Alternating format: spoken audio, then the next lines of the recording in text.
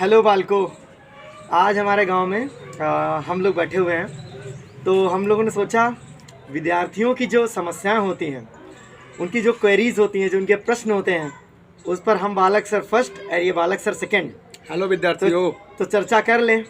तो आज आपके लिए हम लोगों ने प्रश्न रेडी किए हैं, उनके उत्तर भी देंगे। बालक सर फर्स्ट हमसे प्रश्न पूछेंगे, बालक सर सेकंड हमसे प्रश्न पूछेंगे और हम उनके उत्तर देंगे। अब आप लोग के लिए बहुत सारे क्वेश्चन होंगे जो आपकी बहुत सारी दुविधाओं को दूर करेंगे। तो हेलो बालक सर, बताइए आप हमें। चलिए बच्चों, आज बहुत सारे प्रश्न हैं बच्चों को लेकर, आजकल के बच्चों के भविष्य को लेकर। चलिए पहले आप बालक सर फर्स्ट बताइए कि बच्चों की पढ़ने की आयु क्या निश्चित कर देनी चाहिए। आजकल बच्चे अपर केजी भेज दिए जाते हैं, छोटे होते हैं 2-3 साल के बच्चों को केजी भेजो, ये क्या है? मतलब क्या इसको निश्चित कर देना चाहिए सरकार को? हमारे हिसाब से जो सरकार करती है वो सही ही होता है, क्योंकि उसमें बहुत लोगों की सहमति होती है। लेकिन बच्चा जब स्कूल पहुंच जाता है तो ये सिखाया जाता है कि नैतिकता क्या है, अनुशासन क्या है। तो वो उसको जो सिखाया जा रहा है स्कूल में, उसके हिसाब से ये पाया जाता है कि उसमें जो कुछ भी सीख रहा है वो किताब के अनुसार सीख रहा है। तो मेरे अनुसार किताब से सीखने में और घर के साथ, घर के माहौल में रहने सीखने में थोड़ा सा अंतर आ जाता है। तो मेरा मानना ये रहेगा, अगर बच्चे की आयु निश्चित कर दी जाए स्कूल भेजने की, तो उसमें जो नैतिकता है, मोरालिटी है, वो अच्छी विकसित होगी। तो मेरा मानना यही रहेगा कि बच्चे की आयु निश्चित करनी चाहिए स्कूल जाने के लिए। तो इस बात से हम सहमत हैं आपके कि बच्चों की आयु निश्चित होनी चाहिए। अच्छा, आपसे मेरा दूसरा प्रश्न है। आपका ये उत्तर सुनकर मुझे बहुत अच्छा लगा। आज के बच्चों में क्या पारिवारिक शिक्षा का अभाव दिखाई देता है? हाँ, वैसे तो धीरे धीरे जिस बात से हम लोग अपनी गतिमान, कितनी तेज से गतिमान हैं, तो लगता है बच्चों में पारिवारिक शिक्षा का अभाव है। क्योंकि अगर हमारे परिवार में कोई शिक्षित होता है तो बच्चा उसको देखता है, इंस्पायर होता है और उसके जैसा कुछ करने की कुछ सोचता है। लेकिन जब हमारा छोटा भाई, हम ये सोचे हमारा छोटा भाई पढ़े और हम खुद ना पढ़ें, तो हमारे छोटे भाई को ऐसा लगता है कि पढ़ाई लिखाई कुछ फ़ायदा ज़्यादा नहीं होगा और वो भी छोड़ने की सोचने लगता है। तो मेरे अनुसार आजकल के विद्यार्थियों में ये अभाव दिखाई दे रहा है कि कई बच्चे आज छोटी उम्र से पैसे कमाने की सोचने लगते हैं और जो शायद उनके लिए उचित नहीं है। तो ये पारिवारिक शिक्षा का ही अभाव है, ये मानूंगा मैं। अच्छा, आपने जो उत्तर दिए उससे मैं सहमत तो हूँ, मगर ऐसा मानना है कि अगर हम कम उम्र में बच्चों को भेज देंगे, बहुत लोग माता पिता की ये सोच रहती है कि हम कम उम्र में बच्चों को इंग्लिश सिखाना चाहते हैं। क्या इंग्लिश बच्चे के जीवन में कहीं ना कहीं इफेक्ट है आज के समय में? इंग्लिश सभी भाषाओं की तरह एक भाषा है। अगर हम देखें तो जैसे हिंदी हमारी भाषा है, वैसे इंग्लिश हमारी भाषा है। लेकिन अगर ये पाया जाता है कि हिंदी और इंग्लिश समझने वालों की संख्या में अंतर आ रहा है, ज़्यादातर लोग जो हैं उच्च शिक्षा जब पढ़ते हैं तो सारा माहौल इंग्लिश में है, तो उनके उच्च प्रकार से इंग्लिश को समझने की क्षमता बढ़ जाती है। ऐसा नहीं वो घर में अपनी मम्मी से, अपने बाबा से, अपने पापा से सबसे इंग्लिश में बात करते हैं। जो प्रोफेशनल लैंग्वेज होती है, लोग उसको इंग्लिश टर्मिनोलॉजी में यूज़ करते हैं, उसमें इंग्लिश टर्मिनोलॉजी ज़्यादा यूज़ करते हैं। तो मेरे हिसाब से भाषा अपने आप को प्रस्तुत करने का एक माध्यम है। एक कोटि तक लोग जब पहुंच जाते हैं तो उन्हें लगता है इंग्लिश ज़्यादा आसान है, और ऐसा है नहीं कि इंग्लिश ज़्यादा प्रभावी है। लेकिन आजकल के माहौल जिस सबसे बदलता दिखाई दे रहा है, उस प्रकार से यह लगता है कि इंग्लिश भाषा का डोमिनेंस सभी पर है। हर कोई इंग्लिश भाषा को सीखना चाहता है। चलिए, आज के समय के अकॉर्डिंग इंग्लिश बहुत ज़रूरी है। ठीक है, मेरा नेक्स्ट प्रश्न आपसे है, क्या बच्चों को 5 साल तक सिर्फ पारिवारिक शिक्षा देना सही है? बच्चे को 5 साल तक शारीरिक शिक्षा देना, पारिवारिक शिक्षा देना उचित है। हाँ, पहले समय में ये पाया जाता था कि 5 साल तक हम लोग ऐसे कान पकड़ के जाते थे, ये पकड़ लेते थे तो टीचर मास्टर जी कहते थे भैया इनका एडमिशन कर लो, ये हो गए हैं योग्य। तो मेरे हिसाब से 5 साल तक अगर बच्चे को पारिवारिक शिक्षा मिले तो उसके जो नैतिकता का भाव है, नैतिकता का बीज है उसके अंदर, वो एक प्रोफेशनली नहीं, एक मतलब नेचुरली घर से विकसित हुआ होगा। हम जानते हैं, पढ़ाते हैं, तब बात समझ में आती है कि नैतिकता, जो नैतिक शास्त्र हमारे कॉपी मतलब नोट्स कॉपी बुक जो होती है, हम उसे क्वेश्चन याद करने के लिए कहते हैं। इसका क्या ही मतलब है? इसका मतलब ये है कि बच्चे जो हैं नैतिकता को सीख नहीं रहे हैं, केवल पढ़ रहे हैं, और घर में रह के वो देखते हैं, वैसा बिहेव करते हैं। तो हमारे हिसाब से 5 साल तक के बच्चों को घर का ही वो माहौल देना चाहिए। मेरा मानना तो ये रहेगा, बाकी सबका सही है आपका। अच्छा आप ये बताइए, अध्यात्म बच्चे के लिए कितना मायने रखता है? हाँ, बहुत लोगों का ये मानना होता है कि अध्यात्म है क्या। अरे साइंस को पढ़ लेने से आपको ये लगता है अध्यात्म इज़ नथिंग, लेकिन आप ये जानते हैं साइंस हमेशा वही प्रूव करती है जो अध्यात्म में हो चुका है। साइंस अध्यात्म से बहुत पीछे है।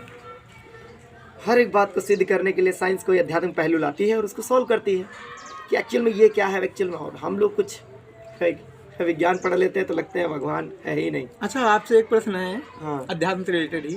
आज के ज़्यादातर पढ़े लिखे बच्चे जो हो रहे हैं, जो इंग्लिश मीडियम से पढ़कर आते हैं, उनको आधे से ज़्यादा बच्चों को हिंदी पढ़ने में समस्या है। उनको रामचरितमानस अपना ग्रंथ तक नहीं पढ़ने में आता। ये कहाँ की समस्या? मतलब आज के बच्चों को ग्रंथ अपने क्यों नहीं पढ़ना आते?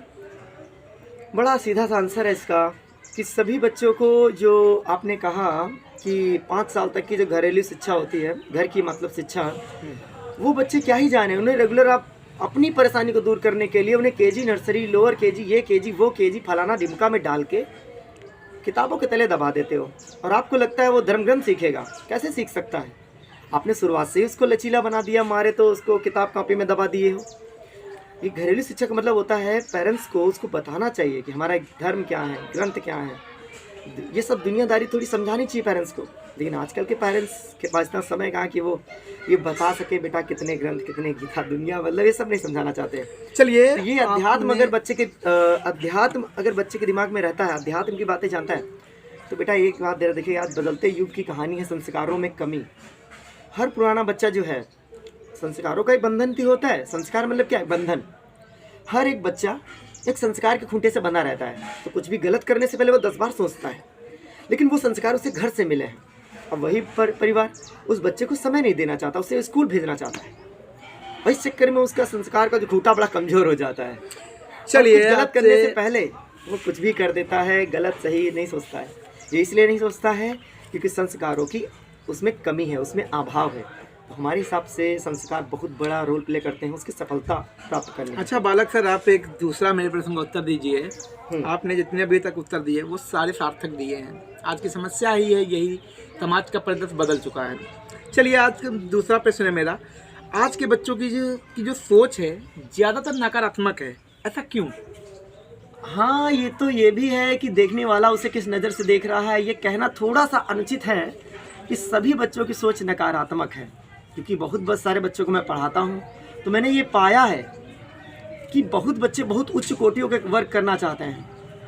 मतलब कुछ अपना एम्पायर बनाना चाहते हैं, कुछ अपने बल पर। है नहीं कि हम जन्म लिए हैं कि गवर्नमेंट जॉब करने के लिए, ऐसा तो नहीं है ना। मतलब कि हम ये प्रयास हमें जो बच्चे पढ़ा रहा हूँ, मैं उनका नाम नहीं लेना चाह रहा, लेकिन बच्चों ने हमसे डिस्कस किया, सर हम लोग अपना खुद का कुछ करना चाहते हैं। तो मुझे खुशी हुई, खुद का सोच तो रहे हैं। अरे सभी को क्या ज़रूरत है गवर्नमेंट जॉब पाए? अरे अपना पढ़ा एम्पायर खड़ा करो, अपने बल पर सब कुछ करना। अरे हर व्यक्ति को चाहिए कि वो अपने बल पर कुछ खड़ा कर, जिससे वो बहुत लोगों को सपोर्टर बने। लेकिन ऐसा नहीं हो पा रहा है। क्यों? तो ऐसा नहीं कह सकता मैं कि बच्चे सब नकारात्मक हो गए। कुछ सकारात्मक सोच के हैं जो आगे भविष्य की पीढ़ी के लिए सोचना चालू कर दिए हैं। हम लोग की पीढ़ी है, चल रही है। अच्छा, आज के बच्चों में पीढ़ी जो आएगी उसके लिए भी हमें कुछ करना है, तो ये सोच के हिसाब से चल रहे कुछ बच्चे।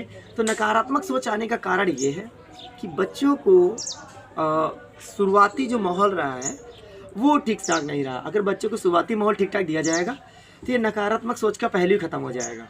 अच्छा, आप ये बताइए बालक सर, सबसे पहले तो मैं ये पूछना चाहता हूँ कि आज के ज़्यादातर विद्यार्थियों को देखा जाए तो माँ बाप पैसे दिखाकर स्कूल भेजना चाहते हैं। ये क्या सही है? पैसा भेज देना, हर रोज़ 10-15 रुपये देते हैं हर गार्जियन। तो क्या विद्यालय जाने के लिए पैसा आवश्यकता है बच्चे के लिए?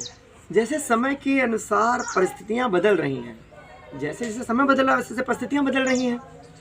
तो मेरा मानना है कि पहले हम लोगों को पैसे नहीं मिलते थे, लेकिन अगर कोई चीज़ है, बिस्किट है, टॉफ़ी है, लॉलीपॉप है, कुछ भी देकर बहला दिया जाता था। तो हमारे हिसाब से अगर बच्चे को पैसे के बजाय उसको कोई खाने चीज़ का लालच दिया जाए, क्योंकि शुरुआती ढाल में आप जैसे ढालेंगे वो वैसे ढलेगा, तो आप उसे खाने का लालच दें, ना कि पैसे का। उसे पैसे का मोल ना बताएं जब तक कि वो छोटा है, बाद में समझ जाएगा सब बातें। तो हमारे हिसाब से खाने की चीज़ दें, पैसे देना उचित नहीं है, ऐसा मेरा मानना है। चलिए ठीक है, आपके प्रश्नों से उत्तर से हम सहमत हैं। नेक्स्ट प्रश्न है, आज के हर माता पिता अपने बच्चों को प्राइवेट स्कूल में पढ़ाना चाहते हैं, ऐसा क्यों? सरकारी में क्यों नहीं पढ़ाना चाहते हैं? क्या कारण है इसका? देखिए, सरकारी और प्राइवेट, अब हम ही प्राइवेट सरकारी से पढ़कर आए हैं, तो ये लगता क्या है, सरकारी प्राइवेट में एक अंतर होता है। वहाँ पर ये पाया जाता है, पेरेंट्स जो समझते हैं, पेरेंट्स के व्यू से अगर देखूँ तो पेरेंट्स ये समझते हैं हम यहाँ फीस पे कर रहे हैं, मतलब फीस दे रहे हैं, तो मेरे बच्चे को अच्छी शिक्षा मिलेगी। ठीक है, पेरेंट्स के व्यू से बोल रहा हूँ। प्राइवेट स्कूल भेजेंगे, पैसे दे रहे हैं, उनका बच्चा अच्छे से पढ़ाया जाएगा। लेकिन आज पेरेंट्स गवर्नमेंट स्कूल भेजने से घबराता है, क्योंकि वो सोचता मैं यहाँ पैसे नहीं दे रहा हूँ तो मेरे बच्चे की शिक्षा अच्छी नहीं होगी। अब पेरेंट्स की मेंटालिटी बदली, मानसिकता बदली, तो टीचर की भी मानसिकता बदल गई। अभी बच्चे सतर्क, पेरेंट्स सतर्क हो जाए बच्चों के, सरकारी स्कूल में क्यों नहीं शिक्षा दी जाती है? अरे मैं जिस स्कूल से पढ़ के आया हूँ, अमीनाबाद इंटर कॉलेज, अरे क्या सरकारी स्कूल की बात करते हो आप? ढूंढने से नहीं मिलेगा, दीप जला के ढूंढोगे सरकारी स्कूल, क्योंकि वहाँ के जो हम लोग पढ़ने जाते हैं, ऐसा नहीं, हर किसी के पेरेंट्स भी एक्टिव होने चाहिए। प्राइवेट में शिक्षा वही मिलती है जो सरकारी में मिलती है, और ये तो मैं मानता ही हूँ कि वहाँ प्रोफेशनल टीचर्स होते हैं, they know well everything, but still we are able to learn to them. उनसे हमें सीखने में तभी दिक्कत होती है। सो मेरा मानना ये रहेगा कि आपकी जैसी नियति रहेगी, आपको वैसा ही दिखाई देगा। ये तो नज़रिया का खेल है, बाकी सबकी दृष्टि तो एक जैसी ही है। अच्छा, मेरा क्वेश्चन तो है, थोड़ा उलझने वाला प्रश्न है, थोड़ा पूछना है, ज़रूरी है। बड़ा सर ये बताइए, कक्षा 6 से लेकर कक्षा 8 तक देखा जाए तो सरकार का नियम है कि सभी बच्चों को पास कर दिया जाए। अगर देखा जाए तो सभी बच्चों को पास करना अनिवार्य है। ठीक है, सरकार ने जो किया बच्चों के हित के लिए किया, ठीक है, मगर कुछ बच्चों की जो मेंटालिटी अगर देखी जाए कि बहुत कमज़ोर होती है, तब भी उनको पास कर देते हैं कि नेक्स्ट क्लास दे दो। ठीक है, क्या ये कहीं तक सही है, गलत है? अगर बच्चा आगे चलकर जाएगा तो बड़ी क्लास में उसको पढ़ने में दिक्कत होगी। अगर कमज़ोर बच्चे को पास कर दिया जाए, मान लीजिए किसी बच्चे को हिंदी या इंग्लिश नहीं आती है, तब भी उसको नंबर देकर कहते हैं पास कर दो, उसको प्रमोट कर दिया जाए, मगर क्या वो आने वाले समय में जिस क्लास में पहुंचेगा, क्या उसकी मेंटालिटी का विकास हो पाएगा उस तरह जिस तरीके से वो कक्षा 6-7 में कर सकता है? तो क्या ये सरकार का नियम कहीं ना कहीं बदलाव हो सकता है इसमें? देखो, ये हमारा नियम बनाया हुआ नहीं है, ये सरकार ने बनाया है, और सरकार जब भी कोई कार्य करती है तो कुछ सोच समझ कर करती है। मैं उस पर कोई वो नहीं करने जा, रिकॉर्ड नहीं डालने जा रहा हूँ, लेकिन इतनी बात बता दूं मैं आपको कि जब बच्चा 6, 7, 8 में फेल होता है और उसे ये ग्रेस लगा के पास कर दिया जाता है, तो सरकार चाहती है, ये सोचती है, उसे एक सकारात्मक मोटिवेशन मिलेगा और वो बढ़ने का प्रयास करेगा। लेकिन ऐसा 100 में केवल 10-20 बच्चों के पास होता है कि वो बड़ी मेहनत की और उसने वो फेल हुआ, और कुछ बच्चे मेहनत ना करें तो हमारे हिसाब से उनकी अटेंडेंस मायने रखनी चाहिए कि वो स्कूल आया कितने दिन है। तो किसी को पास करने के लिए हर किसी को एक जैसा ना तौले, वो कितने दिन स्कूल में उपस्थित रहा है उसके आधार पर अगर आप प्रमोट कर रहे हो। मान लो स्कूल आया तभी वो कुछ सीख नहीं पाया, उसको प्रमोट करिए आप, क्योंकि उसने ट्राई किया कि हम कुछ नया सीख जाएं। स्कूल भी नहीं आया है, प्रमोट भी हो रहा है, ये गलत है। तो उसको अगर कंपोनेंट में तोड़े तो ये समझ में आता है कि प्रमोट करना अच्छी बात है, चलिए बच्चों को मोटिवेशन मिलता पॉजिटिव, लेकिन प्रमोट करने के कुछ नियम एंड कानून होने चाहिए। मतलब उसकी अटेंडेंस देखी जाए, उसका डिसिप्लिन मैनर देखा जाए, उसका बोलने चालने का तरीका देखा जाए। इस सब क्राइटेरिया को फॉलो करके अगर प्रमोट कर रहे हो आप तो बच्चा बेहतर करेगा। लेकिन अगर इन सब बातों को आप दायरे को फॉलो नहीं कर रहे हो तो हमें नहीं लगता बच्चा प्रमोट करना उचित है। चलिए ठीक है, हम आपकी बात से सहमत हैं इससे। अच्छा ये बताइए, बहुत सारे स्कूलों में मैंने देखा है नैतिक शिक्षा विषय पढ़ाई जाती है, नैतिकता को लेकर पढ़ाई जाती है कि बच्चों के लिए इसलिए विषय पढ़ाया जाए कि बच्चों को अच्छा चरित्र का निर्माण किया जाए, और शिक्षा का मतलब ही है बच्चे के चरित्र का निर्माण करना शुद्ध तरीके से। मगर क्या कोई MT GK का कोई टीचर्स होता है सरकारी स्कूल में? कभी पढ़ाई जाती है ये विषय क्या? सरकारी स्कूलों में? अब पढ़ने तो सबके यहाँ जाते हैं, सभी बच्चों से पूछता हूँ भैया किसका पेपर कहता है एमटी जीके का पेपर है, वो नहीं पता उनको क्या है एमटी क्या है जीके, बस एमटी जीके का पेपर ये कह देते हैं। वो किताबी भाषा लर्न करते थे, उनको सिखाया जाता आचरण क्या होता है, उनको करना नहीं सिखाया जाता, उन्हें बताया जाता भैया याद कर लो आचरण क्या होता है, शिष्टाचार क्या है, अपने से बड़ों क्या होते हैं, छोटे क्या होते हैं, सारी बातें उन्हें बस याद कराई जाती हैं। तो मेरे अनुसार कि ये उतनी तरीके से प्रभावी नहीं है, ये केवल सब्जेक्ट है जिसे सब्जेक्ट के तौर पे पढ़ाया जाता है, लेकिन लोगों को समझना चाहिए, अध्यापकगण को समझना चाहिए कि ये कोई सब्जेक्ट नहीं है, ये हमारे मतलब कि हमारे कैरेक्टर में होना चाहिए। हम तो लर्न करके क्या सीख सकते हैं। चलिए, आज इतने मैंने प्रश्न पूछे, आपने उसका बहुत बहुत अच्छे उत्तर दिए बालक सर। आपसे उत्तर सुनकर मुझे बहुत सहमति प्रतीत हुआ, अच्छा लगा कि आज के ज़्यादातर बच्चों में जो बदलाव आ रहे हैं, चेंजेस आ रहे हैं, उसके बाद आपने उत्तर बहुत अच्छे दिए हैं। अगर हर बालक में ऐसी विचारधारणा, अगर नैतिक शिक्षा को लेकर अगर हर शिक्षक थोड़ा सचेत हो जाए तो बदलाव बहुत सारा आ सकता है शिक्षा में। ऐसा नहीं है कि सरकारी स्कूल कोई, आज सरकारी स्कूल में बच्चों की कमी दिखती है, इसका कारण है कि आज के गार्जियन भी बच्चों को प्राइवेट नहीं पढ़ाना चाहिए, यानी सरकारी नहीं पढ़ाना चाहते हैं। उनको लगता है कि मेरा बच्चा इंग्लिश सीखेगा बहुत ज़्यादा, तो क्या इंग्लिश का सरकारी में अलग से होनी चाहिए क्या? मतलब एक तरीके से मेरा कहने मतलब है, आज के प्राइवेट बच्चे इसलिए पढ़ना चाहते हैं क्योंकि उनको इंग्लिश आनी बहुत ज़रूरी है, तो उसने इंग्लिश है तो सब कुछ है। ऐसा क्यों लगता है? क्या सरकारी में इंग्लिश नहीं पढ़ाई जाती है? सरकारी में इंग्लिश ऐसा नहीं पढ़ाई नहीं जाती, लेकिन एक भाषा का तौर तरीका होता है, वो जैसे लिखा होता है वैसे पढ़ाया जाता है। अगर हमारे हिसाब से अगर गवर्नमेंट स्कूल में एक पर्सनली इंग्लिश का टीचर रखा जाए जो इंग्लिश बच्चों को पढ़ना लर्न करना सिखाए, उन पे एग्ज़ाम का प्रेशर मत आए कि भैया आपको बोलना कैसे इंग्लिश, ये प्रोनाउंसिएशन कैसा होता है वो प्रोनाउंसिएशन, तो इस प्रकार से अगर कर दिया जाए तो काफ़ी हद तक सुधार आ सकता है। अच्छा। हमारे हिसाब से इंग्लिश लिटरेचर को पढ़ाने वाला अलग टीचर होना चाहिए, लेकिन पर्सनली जो इंग्लिश को टीच करना है उसको, तो मेरे हिसाब से टीचर अलग होना चाहिए। अच्छा बालक सर, एक बात और मुझे बताइए, मेरा लास्ट प्रश्न है। आजकल छोटे से छोटे बच्चों पर एग्जाम को लेकर बड़ा बोझ रहता है, मंथली टेस्ट, वीकली टेस्ट बहुत सारे लगे रहते हैं, तो क्या ये कहीं ना कहीं बच्चे की शिक्षा का में कहीं कहीं समस्या है? अरे समस्या पहाड़ है ये, बच्चा ठीक से सीख नहीं पाता, भैया मंथली टेस्ट है, भैया वीकली टेस्ट है, अरे बच्चा कन्फ्यूजन रहता है हमको पढ़ना क्या है, पेपर में क्या लिखना है। तो मेरे हिसाब से शेड्यूल मैक्सिमम 15 दिन लेना चाहिए, एक चैप्टर को 8 दिन पढ़ाने में, 8 दिन लर्न कराने में, आफ्टर दैट टेस्ट लेना चाहिए। इससे बच्चा परफेक्शन में दे पाएगा। वो 2 चैप्टर पढ़ो 8 दिन में, तो 2 चैप्टर का मतलब हमारा मानना ये है कि उसको रेस्ट लेकर पेपर लेने का दायरा होना चाहिए। ठीक से चैप्टर कंप्लीट नहीं होता है, मैं तो पढ़ाता हूँ बच्चों को, मैं जानता हूँ, एक पेपर खत्म नहीं हो दूसरा पेपर आ जाता है, तो हमारा हिसाब से वीकली टेस्ट थोड़ा ज़्यादा भारी हो जाता है बच्चों के लिए। चलिए, आपने सारे प्रश्नों के उत्तर बहुत अच्छे दिए, अच्छा लगा। अब मुझे लगता है कि आपके प्रश्नों से बहुत सारे विद्यार्थी सहमत होंगे, और मुझे ये भी बहुत अच्छा लगा कि आपने प्रश्नों के उत्तर बहुत ही सकारात्मक दिए, ज़्यादा से ज़्यादा बच्चों तक ये सकारात्मक पहुँच गई। आपसे बात करके अच्छा लगा बालक सर।